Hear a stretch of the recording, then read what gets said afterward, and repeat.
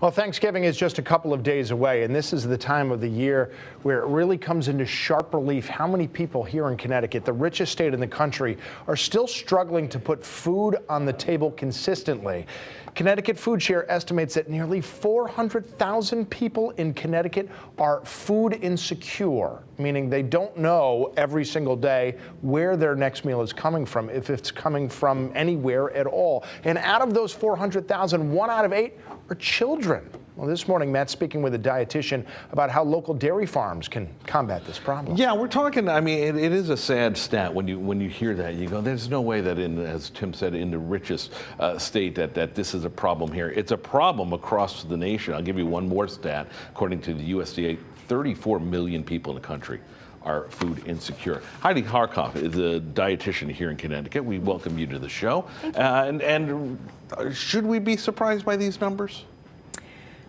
Well, we've always, as a country, struggled with food insecurity, and COVID certainly has made things worse, although, things seem to get a little bit more on track. However, if you really think about making decisions about, do I pay my fuel bill, do I put food on the table, do I pay for my medicine, do I put food on the table, these are struggles that can change from 1 month to the very next. And that is an issue because, and more than ever, I think, because obviously with the economy being what it is and people are having to make those really hard decisions, now that it's getting colder, you got to bring heat into the equation as well. So as a dietitian, what do you do? What do you tell people that in terms of either stretching the food or making it go longer or in this case, just finding better ways to get it? Well, one thing we want everyone to achieve is the ability to have an active, healthy lifestyle, right?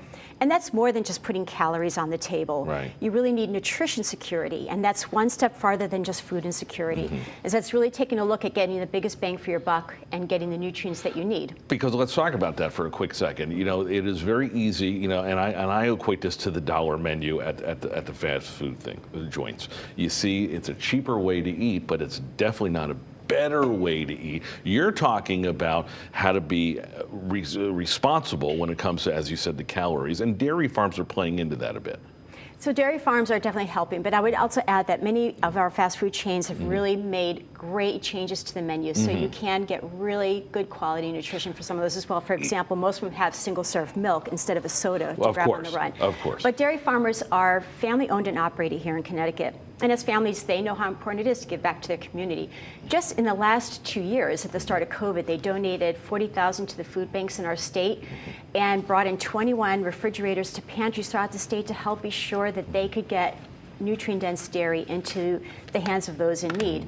In addition, there are efforts by smaller farms across the state individually to do that same sort of work. And it's a constant 365-day thing because, as you know, dairy food expires quicker than the canned food. So it's constantly being used and constantly has to be filled as well. You need to find some food if you are one of the many people who are food insecure. Connecticut Foodshare is ctfoodshare.org, End Hunger CT as well. And if you're interested in learning more about how our Connecticut dairy farmers are contributing to the communities, visit ctdairy.org. That's all of it. Heidi Kharkov, thanks for joining us. We appreciate it. Thank you. Thank you. All right, that's a look at that. Let's go back to Tim Lamb.